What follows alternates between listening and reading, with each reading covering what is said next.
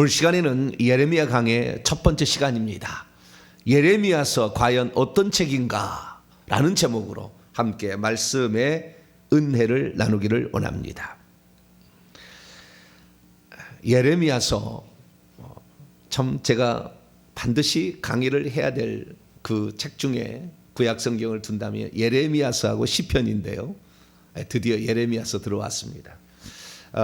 예레미야가 참 제가 사모하는 것인데 제가 늦게 이걸 하게 된 이유가 뭐냐면 기도의 영성이 있어야 이 예레미야서를 볼 수가 있기 때문에 그래요. 우리가 예레미야 하면은 눈물의 선지자 그러잖아요. 우리가 얼핏 들은 게 있잖아요. 눈물의 선지자. 얼마나 많이 눈물을 흘렸을까. 우리 예레미야서 9장 1절 한번 볼까요? 눈물을 많이 흘리셔야 돼요. 기도할 때. 눈물이 별로 기도할 때 안 흘리는 사람은 회개를 더 하셔야 돼요. 눈물이 많이 나와야 주님과 친밀해집니다. 그 눈물로 독이 다 빠져나가거든요. 죄의 독, 악이 빠져나가니까. 자, 예레미야 9장 1절입니다. 시작. 어찌하면 내 머리는 물이 되고 내 눈은 눈물 근원이 됐고 죽임을 당한 딸 내 백성을 위하여 주야로 울리로다. 눈물이 되기를 원하고 내 머리는 물이 돼버리고 내 머리 전체가 물이 돼버리고 내 눈에는 눈물 근원이 돼서 막 폭포수가 쏟아야 되는데 그렇지 않는다고 해요. 왜 그러냐면 내 딸이라는 하나님의 하나님의 딸, 하나님의 예루살렘은 여성 명사거든요. 예루살렘을 여성으로 표현해요. 그래서 우리가 주님의 신부할 때도 예루살렘, 세루살렘 신부라고 하는데 여성 명사예요. 그래서 그 예루살렘이 지금 망하게 생겼는데 처참하게 나중에 바벨론이 쳐들어와서 유린당하게 생겼는데 마음이 아프지 않는다는 거잖아요. 그래서 이분이 그렇게 기도를 하다가 나중에 어떻게 되냐면은 자, 예레미야서 이제 1장을 봐봐요. 그 다음 예레미야 다음에 52장 뒤에 보면은 예레미야 애가 있어요. 예레미야 애가가. 자, 예레미야 애가 1장을 봐봐요. 1절에서 2절.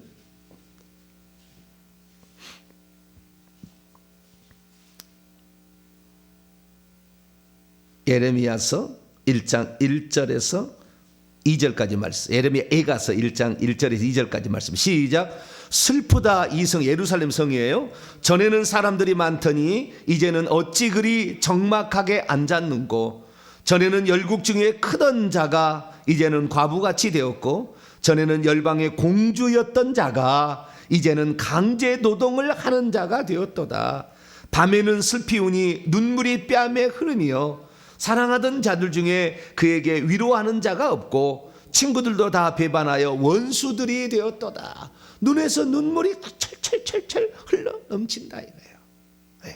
그 아름답고 멋진 예루살렘의 그 솔로몬이 지은 성전이 금으로 완전히 도배했는 수천억 나가는 그것이 다 파괴되어서 다 없어졌고요. 열국 중에 다 흩어졌고 죽거나 흩어지고 공주였던 자가 강제 노동을 해서 세금으로 바치는 그런 그 약한 자들 좀 남아서 핵심은 다 5만 명이 다 이렇게 잡혀가서 다 이렇게 강제 노동을 하고 이런 걸 볼 때 너무 마음이 아파서 이렇게 슬피 울고 있어요. 이게 어쩌면 말이죠. 이 예레미야서를 제대로 이해하려면 노아의 심정이지 않을까 싶어요. 하나님은 예레미야를 통해서 다 얘기를 해주세요. 여러분 다니엘이 언제 포로 1차 이 바빌론이라는 나라가 침공해가지고 이 남유다를 멸망을 시키는데 1차 침공 때 포로로 잡혀간 사람이거든 다니엘이.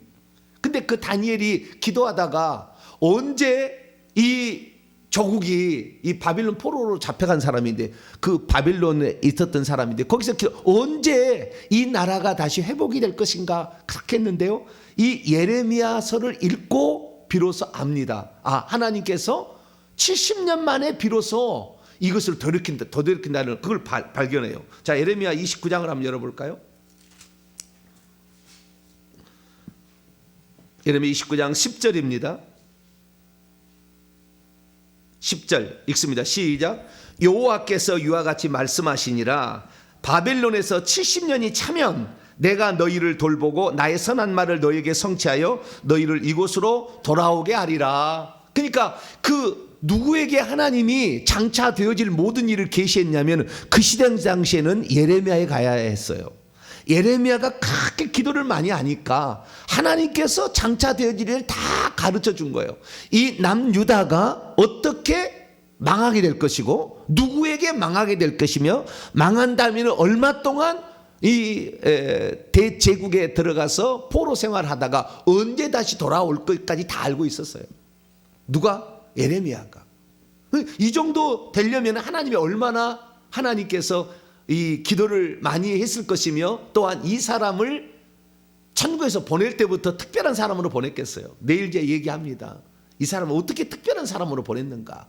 아무나 이런 예언을 할 수 있는 게 아니고 아무나 이런 하나님 말씀을 들을 수 있는 게 아니에요. 인간이 노력한다고 될 일이 아니에요. 그러나 인간이 또 반대로 하나님께서 그에게 사명을 주셔서 이 땅에 보냈는데 기도하지 않으면 절대 그거 감당 못합니다. 이렇게 됐다 할지라도 해야 될 일은 뭐냐? 그 뒤에 봐봐요.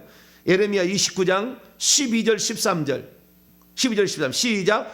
너희가 내게 부르짖으며 내게 와서 기도하면 내가 너희들의 기도를 들을 것이요 너희가 온 마음으로 나를 구하면 나를 찾을 것이요 나를 만나리라. 하나님의 약속되어 있는 어떤 언약이 있다 할지라도 네가 기도하지 않으면 너것 안 된다 이거예요. 사람은 잘 몰라. 예수 그리스도께서 십자가에 못 박혀 죽으셔가지고 우리의 죄를 속죄했다는 걸 알지만 네가 회개해야만이 그 속죄의 은총이 네 것이 되어서 저주가 떠나가는 거다는데 예수만 믿으면 끝났다고 생각하는 거예요. 이스라엘 민족이 대속죄일 제사만 지내면 자신의 개인의 속죄지사 안 드려도 제사함을 받았다고 착각하고 있어서 전혀 평소 때는 회개하지 않고 있다가 대속죄일 제사에 참여해가지고 나는 제사 받았다 쓸데없는 소리하고 자빠졌어요. 하나님 그렇게 만홀히 여김을 받지 않아요.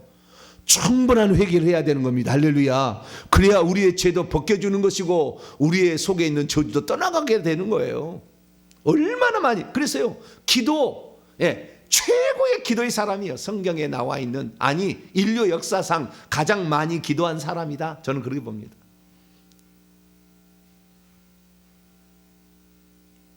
그래서 이 예레미야서가요 상당히 깊이 있는 책입니다. 깊이 있는 책이에요. 예레미야가 그러면 이 예레미야서는 대체 어떤 책이고 또 어느 시대의 배경을 가지고 있으며 예레미야서는 어떤 내용을 기록하고 있는 것인지 오늘은 전체적인 맥락을 제가 좀 설명을 해드리고 계속 나가도록 하겠습니다. 자, 예레미야 1장 1절입니다. 베냐민의 땅 아나돗의 제사장들 중 hil기야의 아들 예레미야의 말이니라. 베냐민의 땅에 아나돗이라는 곳에 제사장들이 거했습니다. 베냐민 땅은 네 군데가 제사장들 성읍이에요. 이스라엘 민족은 12지파의 48개 성읍을 제사장 성읍으로 따로 이렇게 흩어놨어요. 네 지파를.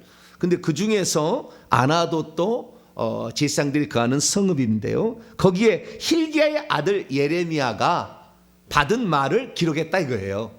근데 이 기록은 실제적으로는 바룩이라는 자기의 제자가 기록을 합니다.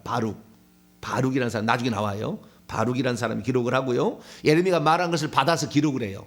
그래서 이 예레미야가 1장부터 52장 엄청나게 많아요. 엄청나게 긴 거예요. 저도 이 다른 것은 막 이렇게 막 들어가는데 이게 중요한 줄 알면서도 52장이나 되니까 언제 할까 그러다가 이제야 하게 됐네요. 할렐루야. 기대되시죠? 우리가 그렇게 기도할 때 너는 내게 부르짖으라 내가 내게 응답하겠고 네가 알지 못하는 그 은밀한 일을 내게 보이리라. 그게 예레미야 33장에 나와 그 말이. 기도에 관한 우리가 뭘 좀 터득하려면 예레미야의 눈물의 기도가 나와야 되는 거예요. 주여 얼마나 눈물의 기도가 나올지. 그러니까 이 기도가 나와야 되는데 이 예레미야가 제사장 아들이었다는 거예요. 근데 제사장은 보통 30살에 제사장을 시작해서 50살에 마치지 않습니까? 레위기의 규정에 의하면 20년 봉사합니다. 나중에 제사장이 많이 부족하니까 25살 때부터 이렇게 다윗 시대는 쓰기도 합니다. 그래서 한 5년 동안은 처음에는 5년 동안 25살에서 30살 정도는 그 인턴십 과정이 있어요. 인턴십 과정이. 그리고 그 다음에 실제적으로 제사장이 일을 감당을 합니다. 그러니까 이 사람이 제사장 가만히 있었으면 제사장 될 거예요. 제사장 살 건데 하나님이 그를 불러서 쓰게 됩니다. 그래서 25살 이전에 부름을 받았음이 분명합니다. 만약에 제사장 됐을 때에 그렇다면은 제사장이라고 할 텐데 제사장의 아들이라고 그러고, 그리고 이 사람이 오랫동안 쓰임을 받아요. 오랫동안 어떻게 쓰임을 받으냐? 2절 3절 보세요. 적어도 40년이고요 길게는 60년입니다 이 선지자로 부름을 받아서 쓰임 받는 게 엄청 길어요 이 양반이. 자 2절 3절 읽어볼까요? 시작.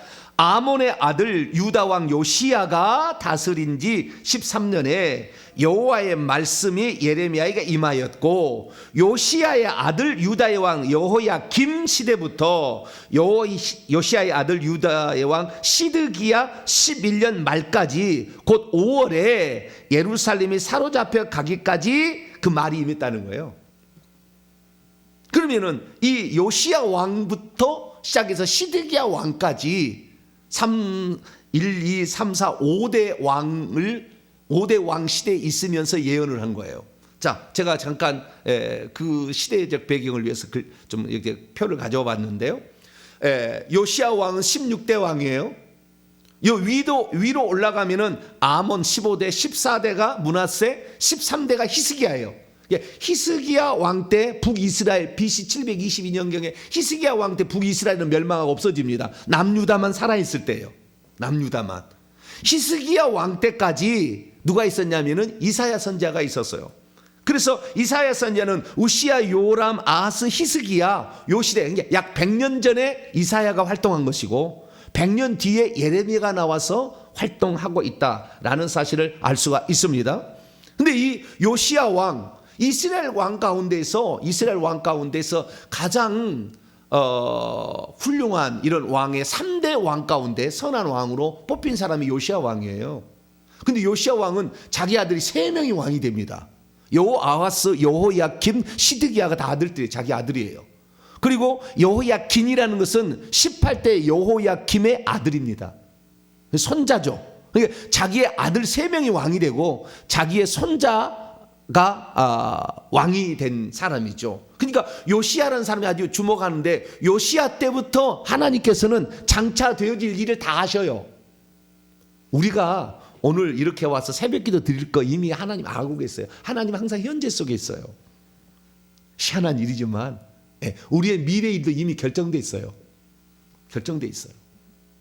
그러니까 얼마나 하나님의 그 전능하심이 뛰어난지 이게 다 알고 있다고요. 근데 그 요시야 때부터 이미 이스라엘 나라 남유다가 멸망할 것을 대비해서 그 사람들로 하여금 하나님의 심판은 이미 결정됐다는 거예요. 왜 결정됐냐면은 요시야 바로 위에 아몬 므낫세 왕 때 제일 오래 52년인가 통치한 이 왕인데요. 엄청나게 하나님을 우상을 숭배하고 대단한 사람이 악한 사람이에요. 므낫세 왕이 히스기야 아들이.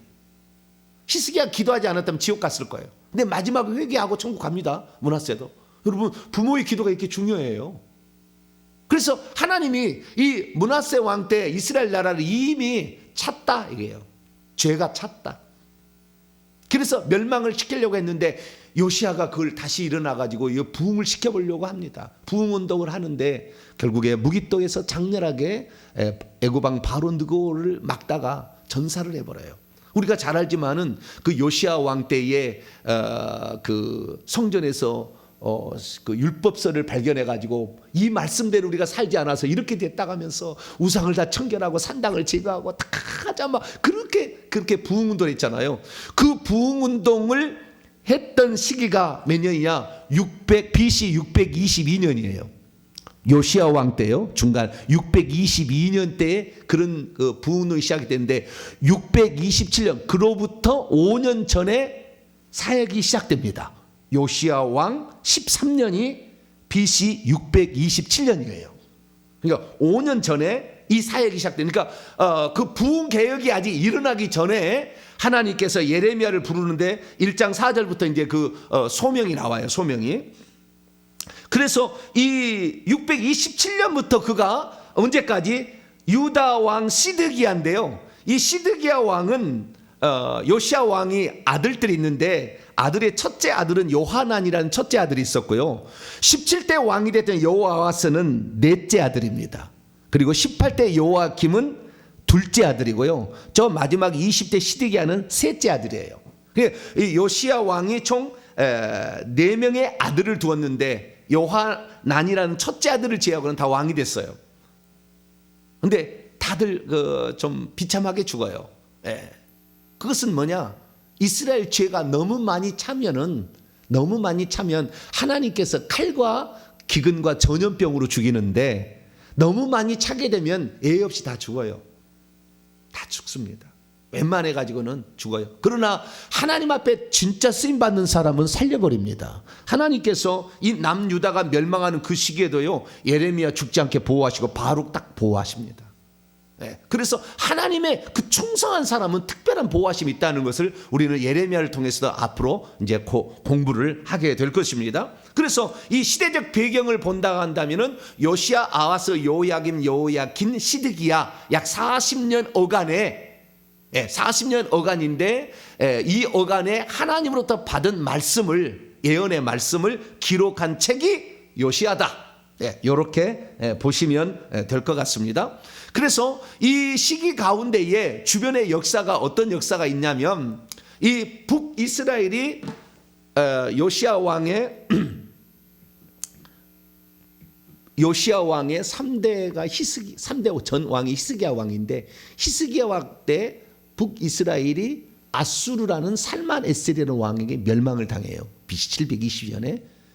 그래서 히스기야가 그때 아주 정신을 차리고 해가지고 남유다 가운데 3대 왕의 하나가 됩니다. 선한 왕이 히스기야가. 그래서 그 히스기야가 엄청 종교기를 많이 하고 유월절을 지키고 막 그 초막절을 지키고 막 그러잖아요. 그 절기를 안 지켜서 그동안에 절기를 여호사밧 왕 그땐가 막 하고 안 했어요. 그런데 그런 어떤 훌륭한 왕이죠. 근데 그 히스기야 왕 때부터 이 세계 정세가 어떻게 흘러가냐면은 아수라는 대제국이 북쪽에 있었어요. 북이스라엘 북쪽에 있다가 쳐들어왔는데 결국에 멸망을 시키고, 그래서 모든 나라가 아수르를 다 조공을 바치고 두려워했어요. 그 아수르 왕이 쳐들어와 가지고 그때 사내들이 막 쳐들어와 가지고 이 그 막 조롱하고 그래 가지고 그 히스기야 왕이 그 항복서를 갖다가 놓고 막 기도하고 눈물로 기도하고 그러잖아요. 그래서 18만 5천 명을 하루에 침에 그 죽이는 그런 장면이 나오지 않습니까? 그 이사야 그 무렵에. 그런데 그 아수르 제국이 있는데 신흥 제국이 하나 있었으니 바빌론 제국이 이제 조금씩 일어나고 있었어요. 그러다가 이 나중에 바빌론 제국이 커집니다. 아수르가 스스로 여러 가지 내분에 휩싸여 가지고 막 그래서 약해지게 되고, 그래서 바빌론이라는 제국이 이렇게 올라가게 될 때, 그때에 요시야 왕 때 이제 바빌론 제국이 상당히 이제 올라오는 그런 시점인데, 이때에 이 왼쪽에 아래 보면 애굽이라는 나라가 있는데 애굽도 항상 제국을 많이 형성해요.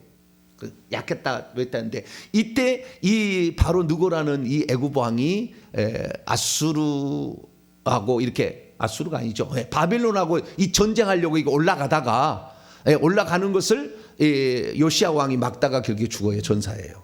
그래서 그 엄청난 종교 계획이 단행됐다면 조금 더 심판이 뒤로 미뤄졌을 수도 있는데 그렇지 못하고 요시야가 죽게 되자 바로 여호아하스에게 왕위가 넘어가게 됩니다.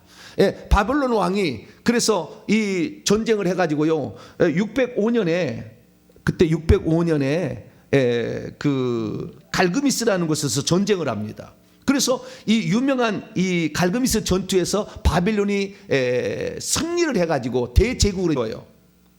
왕으로 세우는데 여호야긴 3개월 만에 또 여호야긴이 또 아버지를 따라서 애굽을 의지하자 여호야긴을 또 포로로 잡아갑니다. 포로로 잡아가고요. 그리고 그의 삼촌인 시드기야를 왕으로 세우죠. 시드기야는 그래서 11년 동안 통치한 시드기야도 바빌론 눈치를 보다가 또 애굽 정책을 합니다. 친애굽. 그러다가 바빌론에 이제 안 되겠다, 너희들 나라를 없애야 되겠다 해서 우리가 잘 아는 느부갓네살이라는 다니엘도 나오잖아요. 그 바빌론 왕이 와가지고 1차, 2차, 3차 이렇게 하는데 3차죠. 이 3차 때가 시드기야 왕이에요. 그래서 588년에 침입을 합니다. 그 이전에 1차, 2차 그것은 여호야김 왕 때, 여호야긴 왕 때 두 번 이렇게 침입을 하고요. 3차 침입 때 와서 남유다를 멸망을 시키죠. 2년을 포위했다가 아주 쑥대밭을 만듭니다.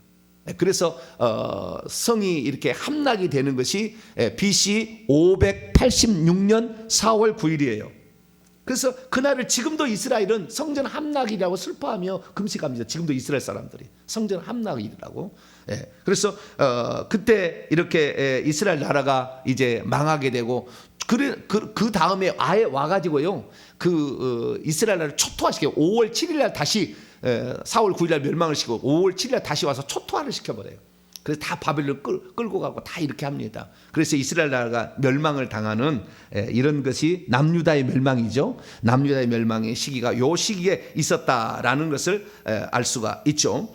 그래서 성에 있는 뭐 예루살렘의 성전에 있는 성물들 다 가지고 바벨론으로 가서 그 창고에 다 집어넣었다. 다니엘서 1장에 보면 그런 나오지 않습니까? 그래서 그 다니엘은 1차 침입 때 포로로 잡혀간 사람이고, 그리고 우리가 지난번에 공부했던 에스겔서는 2차 포로 597년에 2차 포로 때 에스겔 선지자가 그 바빌론에 가서 거기서 예언한 거예요. 에스겔. 그래서 장차 이스라엘 민족이 어떻게 회복될 것이고 성전이 회복될 것을 얘기했는데 이스라엘 민족 그렇게 회복 안 됐어요. 그 예언대로. 그리고 이것은 천국에 대한 성전의 모형으로만 그래서 지금까지 해석할 뿐이에요. 그렇게 해석될 줄 알았는데 그렇게 안 돼요. 그러니까 하나님께서 우리에게 작정하고 계획한다 할지라도 우리가 기도하지 않으면, 기도의 분량이 안 차면 그렇게 영화롭게 아름다운 성전이, 에스겔 성전이 안 세워지고 결국에 초라한 수르바벨 성전. 그래서 나중에 헤롯 대왕이 자기가 에돔 사람이기 때문에 이스라엘에게 호감을 사기 위해서 성전을 화려하게 지어줘요.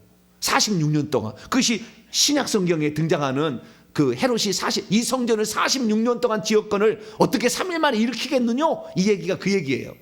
그래서 그 성전을 화려하게 한 그 성전을 다시 예수님을 죽여버리잖아요. 메시아를 얻는데. 그러자 40년을 기다리고 있다가 AD 70년에 하나님이 초토화시켜서 나라를 없애버리죠. 1948년 5월 14일 독립할 때까지 이스라엘이라는 나라가 없었는 거예요.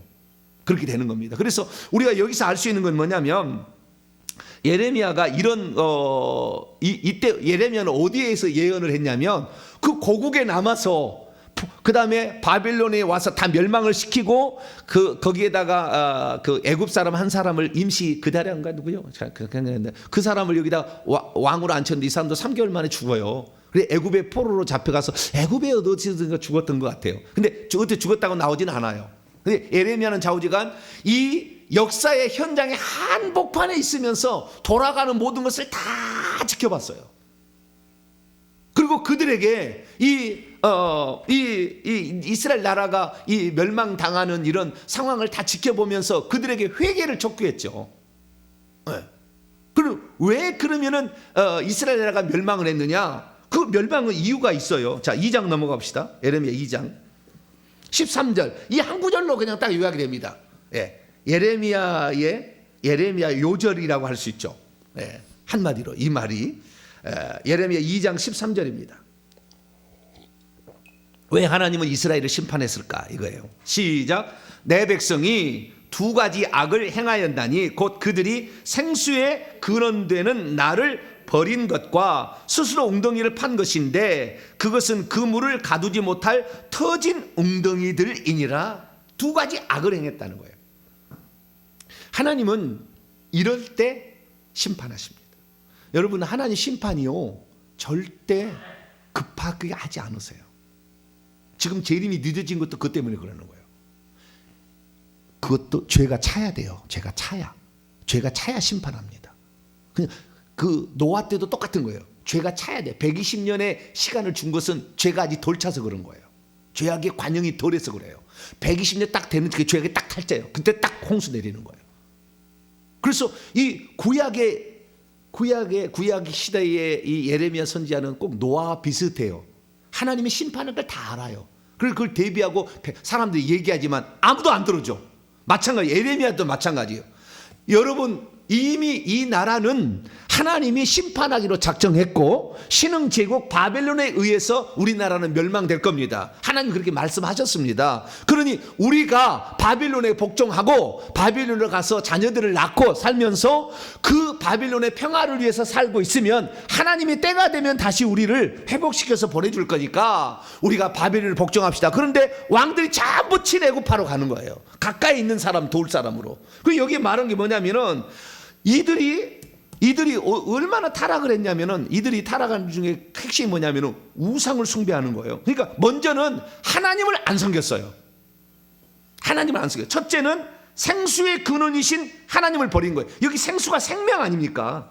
생명의 물을 가다 두는 게 웅덩이인데 그 웅덩이를 자기들이 스스로 생명을 보호한다고 했지만 터진 웅덩이였기 때문에 효과가 없었다는 거예요. 그건 무슨 말이냐면 자기들의 나라를 지키는 것은 그때 당시에 우상을 숭배하는데 7장에 보면 하늘 황후를 막 섬기고 자기 나라가 멸망하고 황후를 섬기다가 안 섬겼다 막 그런 생각을 해가지고 우상을 집집마다 섬기며 그 하늘 황후까지 섬기는 세미라미스 이런 신앙이 그게 들어와가지고 우상을 섬기는데 하나님을 신뢰하지 않아요. 하나님을 신뢰하지 않아. 이 여호야김이라는 왕이 죽을 수밖에 없었던 거예요. 그 바빌론 포로로 잡혀갈 수 없던 것은 이 하나님의 그 율법서를 찢어가지고 불에 태워버리거든요. 우리는 하나님 말씀대로 안 산다. 우리는 우리의 힘대로 간다. 우리는 그리고 애굽을 의지한다 이거예요. 그래서 하나님을 버린 것이 이들의 심판의 가장 큰 첫 번째 요인이었고, 두 번째는 스스로 엉덩이를 판 것인데 이것은 하나님이 아닌 다른 것을 의지한 거예요. 이것은 우상을 의지한 것이고 애굽을 의지한 거예요. 그래서 사람을 의지한 거예요. 여러분, 사람을 의지하면 안 돼요. 망합니다. 여러분은 하나님을 온전히 의지할 수 있게 되기를 축원합니다. 사람을 의지하면 반드시 망해요. 그래서 여기에 그런 사실들이 쭉 나와 있습니다. 자, 그러면 이들이 생수의 근원이신 하나님 버렸다는 성경 구절을 좀 한번 찾아볼까요? 예레미야 17장 13절 읽습니다. 시작. 이스라엘의 소망이신 여호와여, 무릇 주를 버리는 자는 다 수치를 당할 것이라. 무릇 여호와를 떠난 자는 흙에 기록되오리니 이는 생수의 근원이신 여호와를 버림이라. 주를 버리는 자는 반드시 수치를 당한다. 우리가 앞으로 환난이 올 거예요. 절대 주님을 버리지 않게 되길 축원합니다. 주님을 모른다고 부인하지 않게 되기를 축원합니다.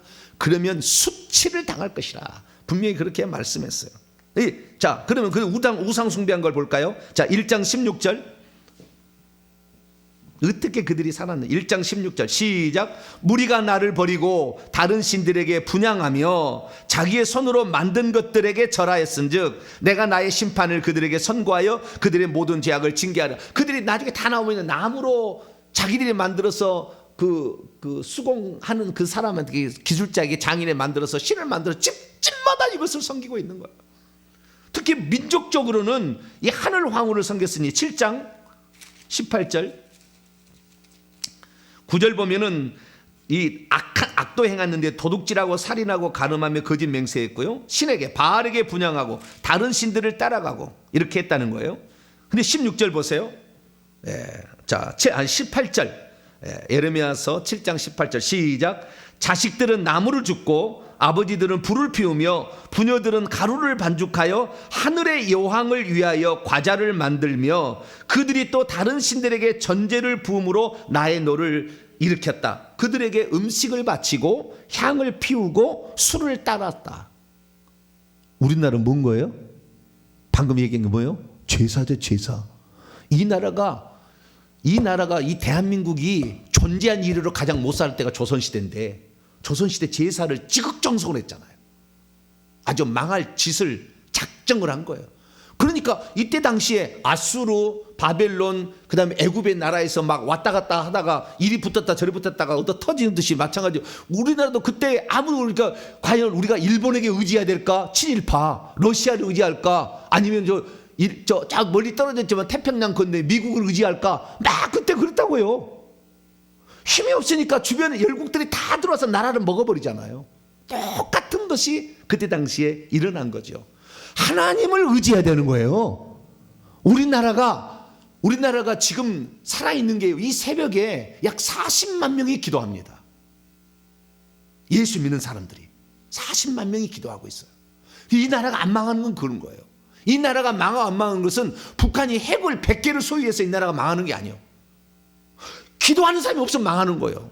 새벽에 더 많은 사람이 나와서 기도하기를 축원합니다. 기도해야 돼. 기도밖에 없어요. 기도밖에 결국에. 예레미야는 기도서예요. 기도서. 어떻게 기도하냐? 눈물로 기도하라. 부르짖어 기도하라. 이거예요. 혼신을 다해서 기도하라. 이거예요. 우리가 이렇게 기도를 해야 되는데 이들이 결국에 그렇지 못하고 사람을 의지했다는 거예요. 한 구절만 더 봅니다. 예레미야 17장 5절. 사람을 의지하면 어떻게 될 것인가? 읽습니다. 시작. 여호와께서 이와 같이 말씀하시니라. 무릇 사람을 믿으며 육신으로 그의 힘을 삼고 마음이 여호와에게서 떠난 그 사람은 저주를 받을 것이라. 그러나 7절 8절 여호와를 의지하고 여호와를 의뢰하는 그 사람은 복을 받을 것이라. 그는 물가에 심어진 나무가 그 뿌리를 강변에 붙이고 더위가 올지라도 두려워하지 아니하며 그 입이 청청하며 가무는 애도 걱정이 없고 결실이 그치지 아니할 것이다. 할렐루야. 우리가 초창기에는 기도를 많이 했어요. 어느 순간부터 가르치는 거 제자 훈련 막 이렇게 하고 공부만 하려고 그랬지 기도를 안 한다니까. 영성이 빵이야. 꽝. 아무것도 몰라. 영적 세계를. 귀신에 그렇게 당하고 있어도 아무것도 몰라. 성경만 그냥 구절만 암송하면 되는 줄 알아. 착각하고 있는 거죠. 이 나라 그래서 지금 다시 기도가 살아나야 돼요. 그러지 않으면 이 나라도 40만 기도한다 할지라도 엉터리 기도가 많아요. 우리는 다시 기도를 회복할 수 있게 되기를 축원합니다. 그래서 이 예레미야서는 죄는 반드시 참여한 심판한다, 이런 주제가 흐르고 있고요. 뿐만 아니라 하나님께서 심판한다 할지라도 우리를 완전히 없애기 위한 심판이 아니라 우리를 정결하게 만들어서 다시 회복하기 위한 심판이다. 네, 그것을 우리는 알아야 되고 그 가운데서 우리가 예레미야 파악할 것은 내일 더 자세히 보겠습니다만은 그 중에서 이 남유다 주변의 10개국에 대한 심판을 또 얘기를 해요. 그래서 이 주변의 모든 제국도 하나님께서 말씀하신 대로 다 이렇게 흥망성쇠가 이루어진 걸 보면은 그때 하나님이 바벨론 아직 일어나지도 않는 시기에 바벨이 날아와서 전 세계를 지배하게 될 것이고 이 바벨론을 나중에 또 하나님이 와서 심판해서 그 바벨을 또 멸망시킬 거니까 너희들 들어가지 말라 하는 거 보면은 모든 역사의 주인은 하나님이에요. 할렐루야. 하나님을 의지하면 우리가 안연히 살 수 있어. 그래서 우리가 하나님을 의지해야 된다라는 것이고요. 한마디만 더 하면 이제 예레미야가 중요한데요. 그래서 이 모든 세상 모든 역사는 하나님을 의지하는 백성과 하나님이 언약했던 백성들 선민을 중심으로 펼쳐지지만 그 중에서도 하나님의 말씀을 붙잡고 있는 주의 종을 중심으로 이루어져요. 이때 하나님의 그 마음과 심정을 알고 있는 선지자를 붙들어야 돼. 이때는 신약은 사도를 붙들어야 되는 것이고 그 붙들지 않으면 옆으로 다 가지쳐서 얼마나 거짓 선지자가 많이 나온 줄 아세요? 그때 당시에 괜찮다 애굽을 의지해야 된다 이게 한 사람 얼마나 많이 나온지 몰라. 속는 거예요. 그래서 거짓 선지자들이 수두합니다. 앞으로 종말이 될 때 더 그럴 거예요. 여러분들은 정말 성령에 온전히 감동된 그런 말씀을 따라가길 바라고, 정말 그 하나님께서는 한 민족을 통해 이루어진다. 이 마지막 시대는 대한민국이다. 여러분 그렇게 기대하셔도 돼요. 이 대한민국이고 대한민국에 쓰시는 사람들이 있어요. 그래서 우리가 하나님의 뜻을 정확히 알고 회개를 통해서 우리가 이것을 회복할 수 있음을 알고 하나님의 절대 전능적인 역사를 믿고 하나님을 의지하게 된다면 우리의 미래는 그래도 심판 중에도 안전이 있다라는 것을 믿으시고 기도 열심히 하셔서 예레미야를 통해 주시는 하나님의 은혜를 많이 체험하게 되기를 간절히 바랍니다. 거룩하신 하나님 감사합니다. 오늘은 예레미야의 배경과 그 역사적 일들을 살펴보았습니다. 주여, 예레미야를 통해 주실 하나님의 위대한 이야기들을 듣기를 소망합니다. 주여, 저희들이 가르쳐 주셔서 하나님이 우리에게 말씀하시고자 하는 것들을 온전히 저희 것으로 체득할 수 있는 저희들 되게 해 주옵소서. 우리 주 예수 그리스도의 이름으로 기도하옵나이다. 아멘.